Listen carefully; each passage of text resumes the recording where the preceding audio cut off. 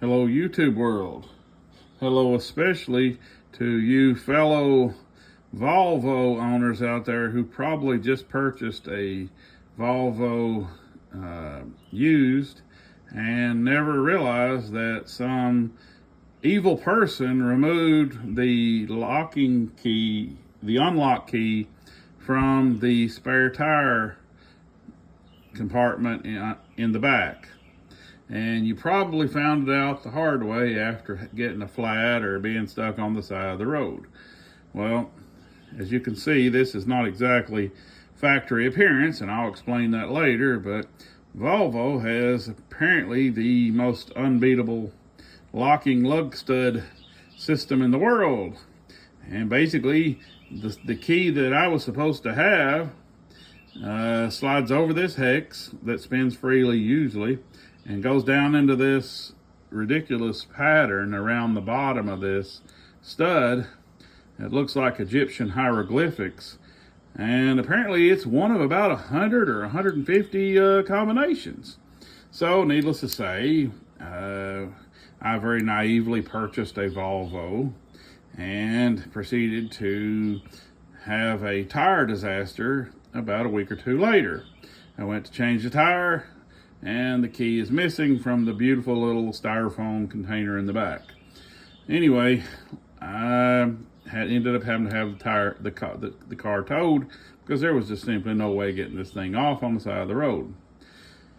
Needless to say, that put me on about a 3 or 4 day Google and YouTube hunt, and there's very little out there. Basically, the locking key slides over this hex and matches to this crazy pattern at the base and allows the whole unit to spin. Well, if you don't have that, you're just out of luck.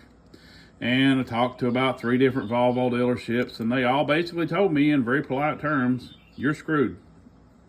They told me the only thing they could do would be for me to literally tow the car to them, and they would use their big magic all-inclusive master key unlocker set to get these off and proceed with removing the tires, the wheels.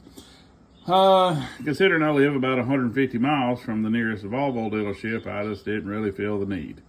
So I started looking at YouTube and Google and all in between, and found about 3 guys.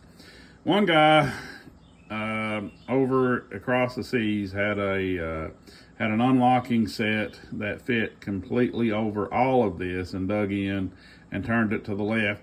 I couldn't even find the set here in the States to purchase it.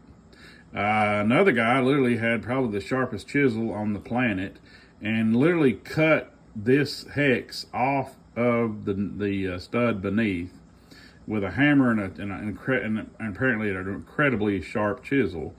And once he got that cut off, he drove a socket over it, over what was left, and took it off. I'll explain that here in a second. Another guy literally, very astutely, welded this hex to the base plate and was able to remove them that way.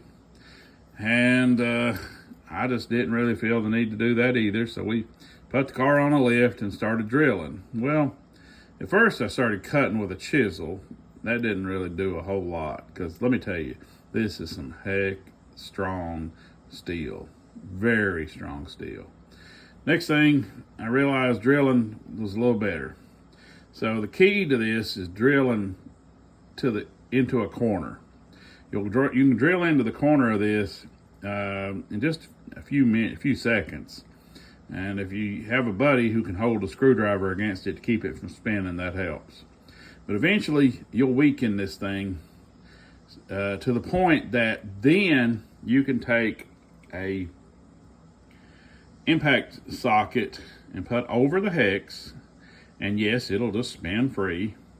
But here's the beauty to it. Put that long impact socket over this hex, hook it up to an air gun or an electric impact driver or whatever you have. Air gun's probably better because it spins faster. And start spinning this thing. And I mean spin it. Spin it fast. Spin it for about a minute or so.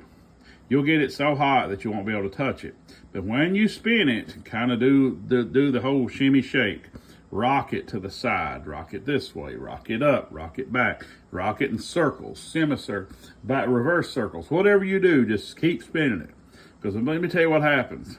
And within just about a minute or two, eventually you wear the back flange down so badly on this that it literally lets go.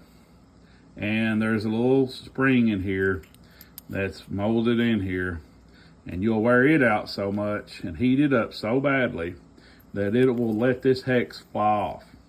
When that happens, all then you have to do is you say goodbye to the evil one. Just take a 14 millimeter 12-point socket, preferably like a deep socket, you know, one of those from Taiwan or China that's in the bottom of your toolbox that you don't use.